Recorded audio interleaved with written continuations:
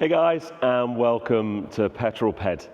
Now back in 2020, I spent a week with the Armed Forces charity Future Terrain and their 4 Dacia Dusters.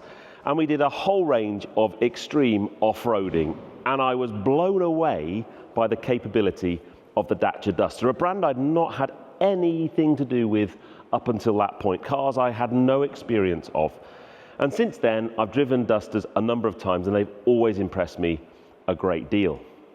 Behind me is the latest addition to the Dacia range, the Bigster. Think of it as the Duster's big brother.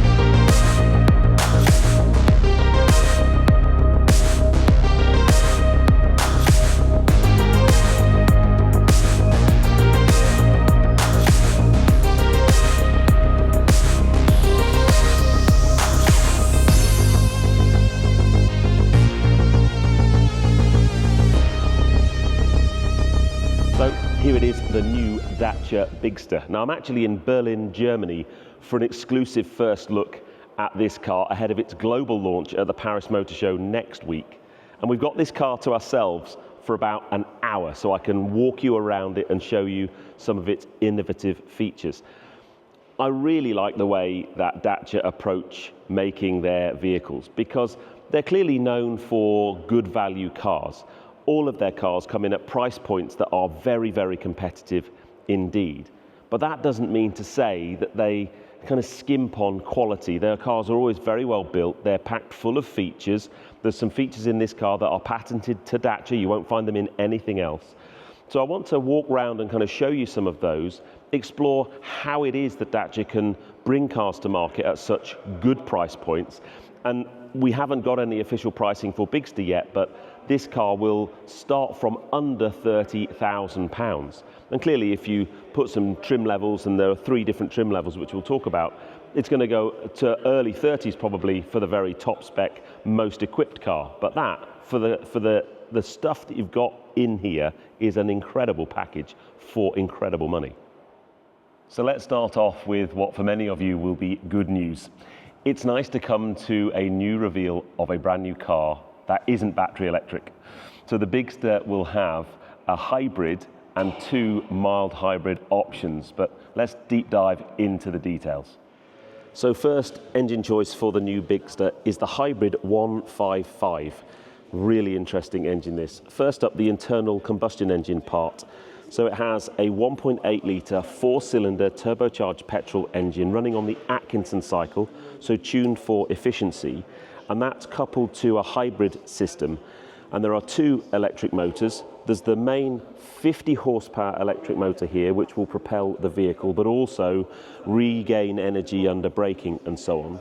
And then a starter and generator motor just up here, and this helps with the car at early startup, but also it's a clutchless system. So this basically helps to synchronize all the gears. There are 4 gears when you're running off the internal combustion engine and 2 gears when you're running off of the electric motor. And that's then also connected to a 1.4 kilowatt hour battery that sits under the boot floor. That weighs 45 kilos. So total output, although it's called the 155, it's actually 157 horsepower, a combination of the 2. But it has more power, more torque, and is more fuel efficient than the 140 engine that it's been derived from out of the Duster. The second engine choice for the Bigster is the TCE 140. Now, interestingly, this engine on display is the EcoG 140, which has LPG capability. Sadly, we're not getting this in the UK, but this is a mild hybrid, so it has a 48-volt mild hybrid system with a 0.8 kilowatt hour battery pack. It's a 1.2 litre 3-cylinder engine running on a Miller cycle, and it's coupled to a 6-speed manual gearbox. The final engine choice that we have for Bigster is the TCE 130 4x4, which is in the car that I have in the studio. And that again is a 1.2 litre 3-cylinder turbocharged engine with mild hybrid, and that's basically the engine that's come from the Dacia Duster.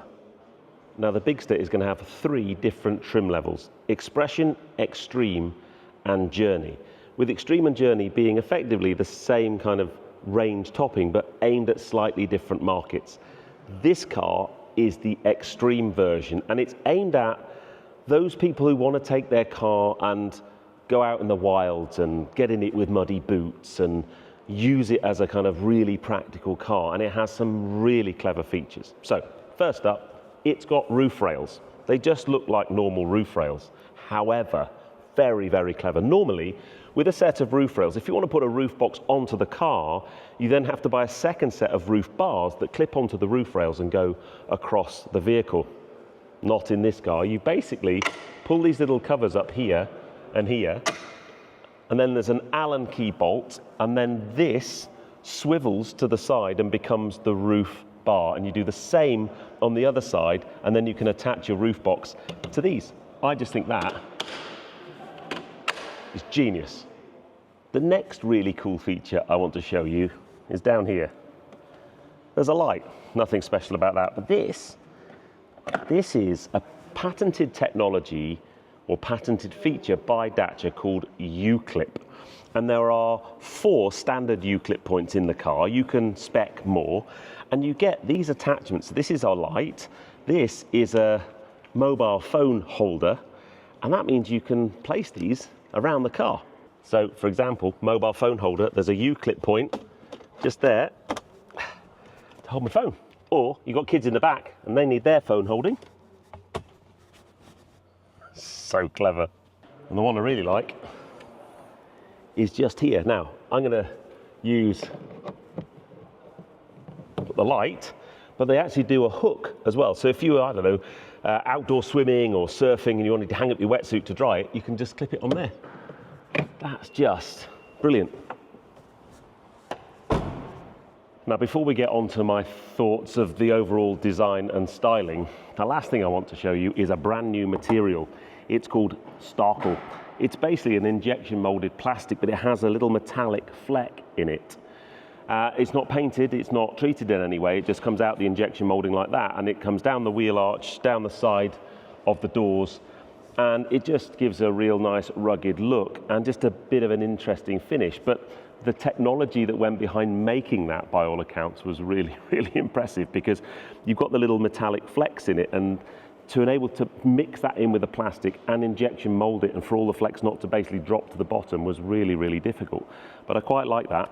And it just adds to this Extreme model anyway, to the rugged look of the vehicle. The other thing about the Extreme model is it comes on all-season tyres.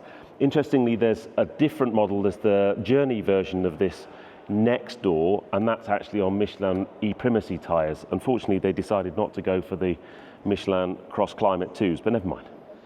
Now, it's safe to say the compact SUV segment is a really competitive one, and one of the things that Bigster's going to gain, certainly over Duster, is just that extra size will add to its practicality.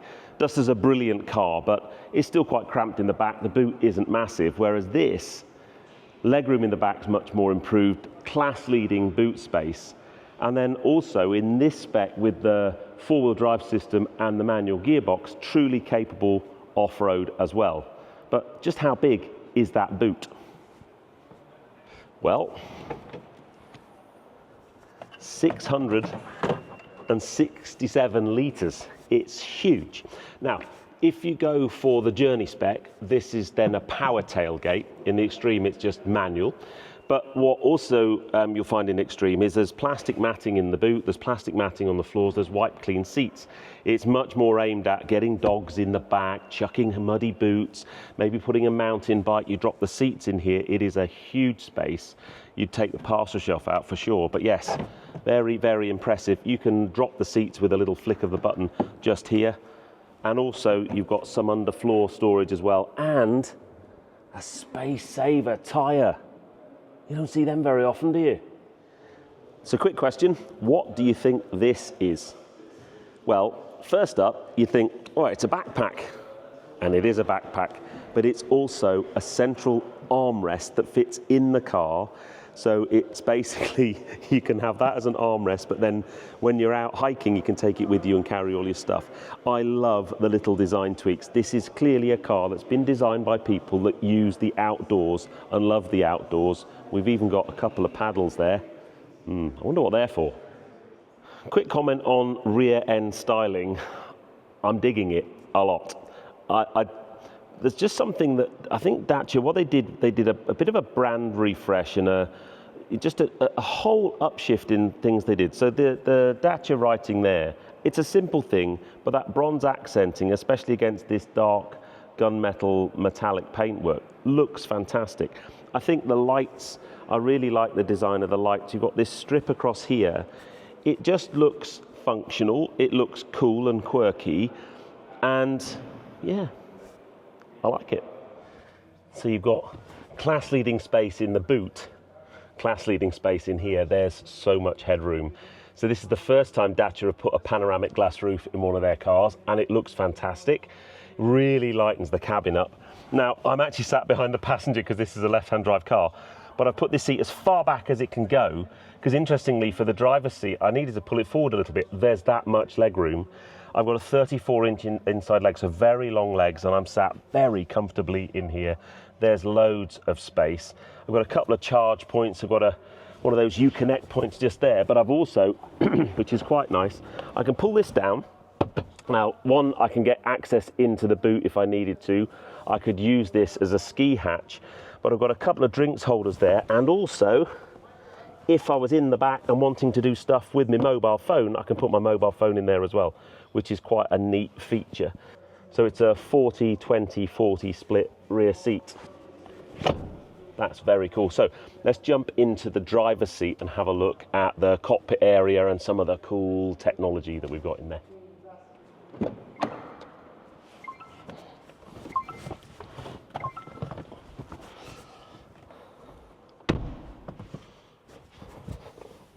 So we've got reach and tilt adjustment on the steering wheel, which is nice. Straight away, that's dropped into a really nice driving position for me. Guess what?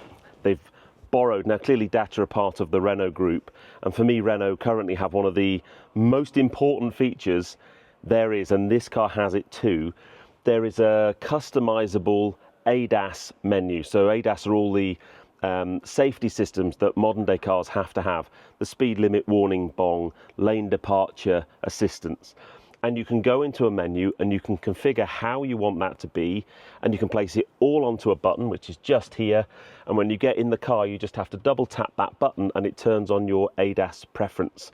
So for me, that would be speed warning off, lane departure assistance off, and I just get in there. There's no going into a menu, 3 menus down. Easy peasy, love that feature. In terms of just the look and the feel, I like it. It's the kind of car you'd get in and not worry about getting it dirty. I love the detailing on the vents. That kind of harks into the Dacia logo, the DC at the front, that bronze styling, and there are lots of real buttons. For sure, there's a touchscreen here with CarPlay and the things that you would expect, but along here you've got a set of real buttons to do your climate control. Next up, 1, 2, 3 pedals. You've got a 6-speed manual gearbox in this, coupled to a 4-wheel drive system. Now, you might not instantly think of Dacia and off-road capability, but I can tell you from experience, the Dacia Duster is an incredibly capable off-road vehicle, and I've no reason to doubt that this won't be as well. So you've got your off-road selector switch just here. So it's got an eco mode for normal eco driving. Auto, it will sort itself out, but you've then got a snow mode, a sand mode, and also a diff lock. So depending on how extreme you want your off-roading to be, and then in the middle is a hill descent control button. So, you know, if you're, and I don't know, I guess a lot of these cars would do would probably be some sort of heavy green laning maybe. Brilliant car to do that. But it just gives me the vibe that this is just a really well put together vehicle, and I like it a lot. Sadly, we can't drive it today, but hopefully that will happen very, very soon. So here's a question. How is it that Dacia can bring a car to market like this with so many features on it and so much capability for the price point that they do? Well, the really simple answer is they just focus on what they believe are the essentials that need to be in the car. They streamline the manufacturing process. They share platforms and components across their range so that they can buy in economies of scale and keep the cost or the bill of materials as low as possible. And when we talk about things like essentials, that might be features. This car doesn't have a power tailgate. Do you need a power tailgate? Arguably not. You can get one in the other spec, as I've mentioned already. The other thing I think I want to mention is the last couple of Dacia videos I've done, people have commented on the NCAP ratings that Dacia were getting and saying they weren't getting very good ratings, they can't be very safe. And the truth of the matter is the essentials approach. So, for example, they didn't used to have a bong when you didn't connect the rear seat belt. So if you had a rear seat passenger and you hadn't got a seat belt on, a lot of cars will have an audible warning for the driver to let them know that's the case. Dacia didn't put that in because they didn't feel it was essential. Unfortunately, when you do the NCAP rating, that's one of the things that you have to have, and if you don't have it, you get marked down in the NCAP test. It's nothing to do with the crash structure or how likely you are to survive an accident if you crash one of these. It's just because it didn't tick one of the boxes that had to have a particular system. So I think that's a very, very interesting approach. But one of the things that's very noticeable when you walk around here is you would therefore think if they're only putting the essentials in, you'd feel shortchanged by the car. And you don't. You sit in it, and there are things in this that I've not seen in other cars. The U-clip technology is brilliant. The movable roof rails, brilliant bit of design. Very similar to the Skoda mentality as well. Just someone's designed this car and actually thought about the person that's going to use it, what they're likely to use it for, and the kind of things that they need in that car. And I absolutely love that about Dacia. Now, I've just quickly jumped in the Journey specification car that's in the next bay to the one we were filming in, because this is an auto and the interior looks very different. Clearly the dash and the screens are the same, but you've got this raised center console with the auto gear changer. You've got some drinks here, and you've even got a cool cabinet to keep your chocolate bars, drinks cool. I think that's really cool. It amazes me. Essential stuff, yet that actually, on a hot day, that would be essential. But yes, very similar in here. The difference though is we've now got carpets, we've got more textured materials instead of the white clean that's in the Extreme version. It just feels a little bit more like this would be the kind of car if you were using this mainly on the road as going to work, longer journeys, you weren't going kind of outdoory type activities, you'd probably go for this spec. And they're the same price point, the Journey and the Extreme. But yeah, it's nice. It's still got the pan roof. This one has a power tailgate, and it's also on Michelin E-Primacy tyres. But yeah, it's nice in here. Final thoughts on the Dacia Bigster. Well, first up, from a design point of view, I really like it. I think it looks very cool, really rugged. It's the kind of car that it ticks lots of boxes for me. I can kind of see in my lifestyle this car being used on a daily basis, taking the dogs to the beach, putting my bikes in the back, putting a roof box on the back and going for a bit of an explore. It's that kind of vehicle, really. The difficult things on these studio shoots is I've got no understanding of what the drivetrain's going to be like. I can imagine it's going to be competent, just like the other vehicles in the Dacia range, but I can't really comment on it. I can't comment on things like road noise or ride quality. They're important factors when you're buying a car. But the initial impressions in terms of design on the outside, I like it a lot. I love the little design features on the inside. The dash looks well laid out. I like the button that you can configure to turn all the systems off. The driving position feels nice and comfortable. You've got a lot of adjustment in the steering wheel. There's a huge amount of space in the front and in the back and in the boot, so very practical. There's lots of headroom, so it feels big and airy, helped by the pan roof. And all in all, a really exciting car. But it's so refreshing to come to do a car launch where it's a car that I honestly feel is an affordable car for a normal family. You're a family with a couple of kids, you've got lots of luggage, you're not going to have a budget of 50, 60, 70,000 pounds. You could look at one of these, 30,000 pounds there or thereabouts, depending on trim spec, is going to be a little bit less than that or maybe a little bit more than that. But still, in today's mad car price world, I think that is exceptional value. And honestly, as I've said already, you don't feel shortchanged. You don't feel like you're driving round.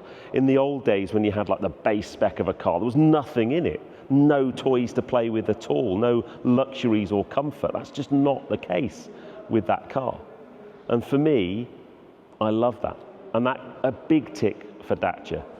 I tell you what though, I'd love to take it off-road. I'd love to take it to Slindon and just try and see what it's like off-roading. You know, you could put maybe a set of off-road tyres on there and get it really, really muddy. Anyway, please put in the comments below, what do you think of the new Dacia Bigster? For me, it's a big thumbs up. But if you enjoyed that, give me a thumbs up. Comments below are always welcome. And if you haven't done so already, please subscribe to Petrol Ped for plenty more content to come. And I'll see you on the next film. You take care, guys. Drive safe.